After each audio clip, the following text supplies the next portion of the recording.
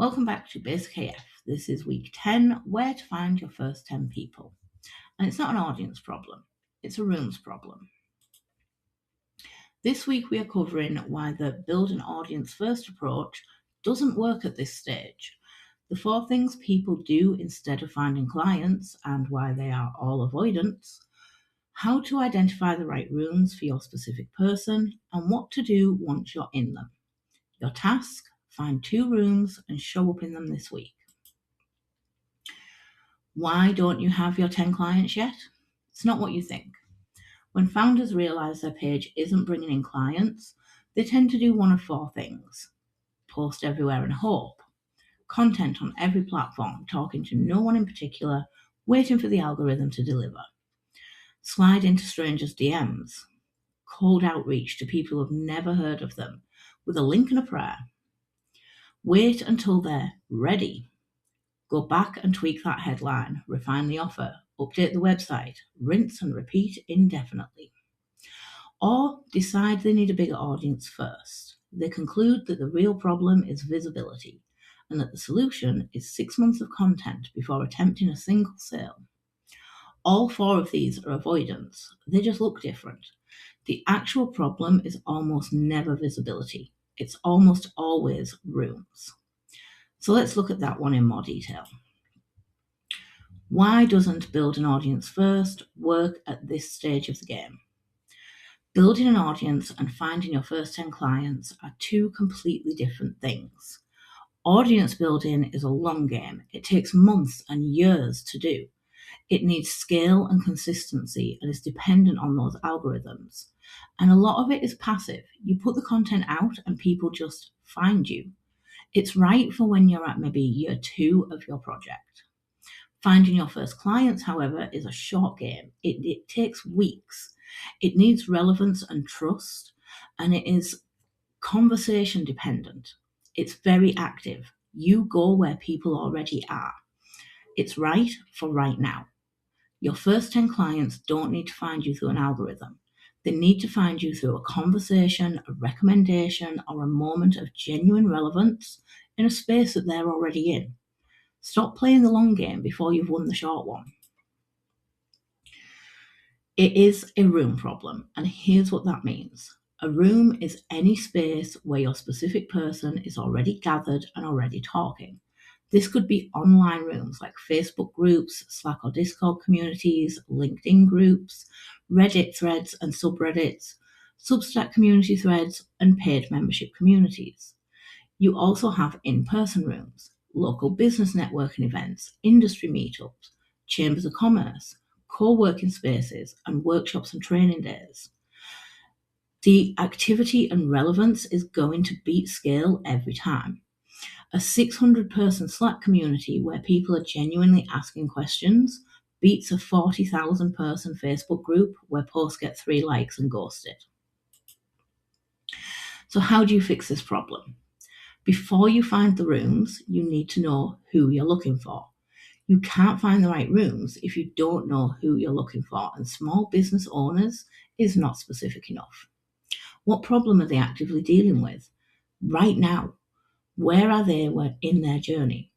What kind of spaces do people like this tend to gather in? And that last question is your map. So how to find the rooms where your people already are? Start with what you already know. Are you already in communities where that person might be? Do you follow newsletters, podcasts, or creators that that person also follows? Check to see if they have a community attached. Is there an obvious industry or interest group for your person's sector? Then search actively. Search your person's problem or industry plus the word groups on Facebook, LinkedIn, Google. You can check things like meetup.com and Eventbrite for local business and industry events. Then evaluate what you find. Is this where my specific person actually is, or is it just broadly adjacent? Is the community active? Are there recent posts and genuine engagement? Do members help each other, or are they just there to broadcast to each other? Target 2 rooms to start with. 1 is not enough because if it goes quiet, you've got nothing. 10 is too many to show up inconsistently. 2 is the right number to begin with.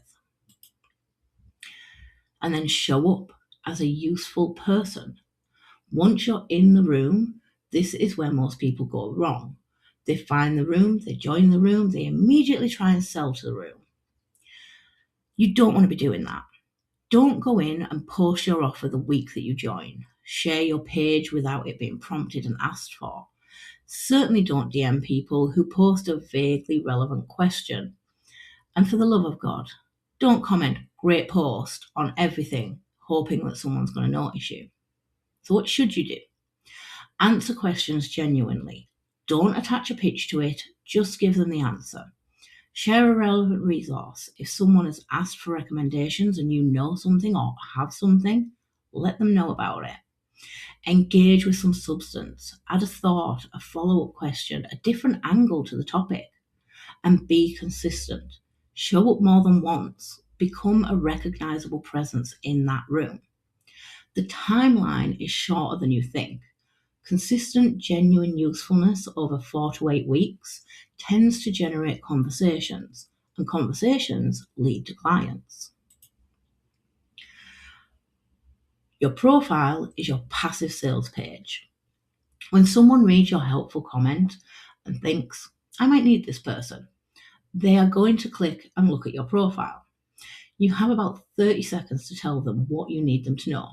So your profile needs your name, obviously, one line about who you help and what you do, not just your job title, and a link, your sales page, your website, or another way to contact you. If you're in a room and you're being active in it, check people's profile.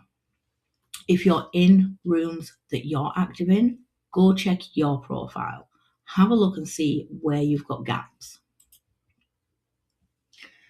The most underused tool, telling people you know. Most early stage founders underestimate how few people in their own existing network and circle actually know what they do. Not vaguely know, like specifically know, as in, could this person describe your offer, know who it's for, and recognize a relevant conversation when they're in one? The full picture. Your first 10 people come from a combination of rooms that you show up and be useful in and make yourself findable, conversations, which leads you to talking to your first clients, referrals from your warm network and people who know specifically what you do, and then referrals from other clients. That's the whole system at this stage. It's not complicated. It's definitely not sexy, but it works. What you're not doing is building a content strategy, optimizing for the algorithm, launching a newsletter, running ads, or any of these things that just don't make sense right now and will lead to you burning out. What you are doing is being in 2 rooms consistently, being findable when someone looks you up, and telling your network what to do.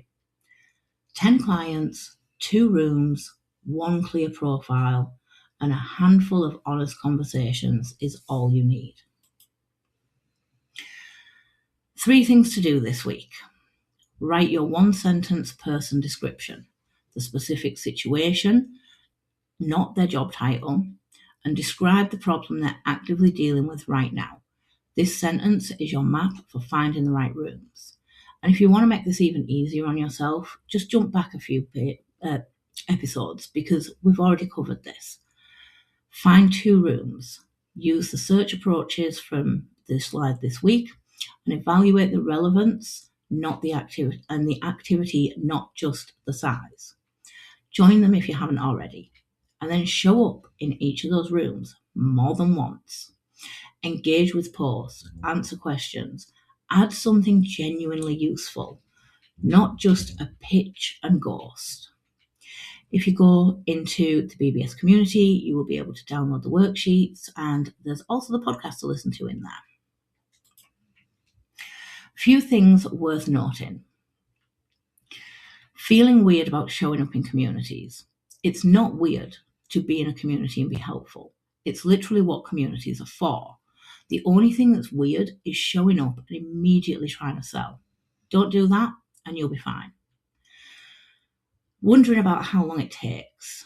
Consistent, genuine usefulness over 4 to 8 weeks is going to generate conversations. Don't judge the results after just 1 week. Don't abandon it after 2 weeks. Show up for a month at least before you decide whether or not this room is right for you. If you've been avoiding in-person networking events because you don't think you're a networking person, try it once at least before writing it off. The bar for being memorable at a local event is so low, especially compared to trying to be seen in the online world. Most people are there to hand out cards and talk about themselves. Being the person who listens and asks some questions will help you to stand out immediately. And if you're trying to combine both approaches of having the rooms and warm referrals and either or, the founders who find their first 10 clients fastest tend to be doing both at once, showing up in the communities while quietly telling their existing network what they do. Next week, we are going to be talking about your offer without feeling gross about it. Now that you've found your rooms, let's figure out what to actually say when you're in them. See you there.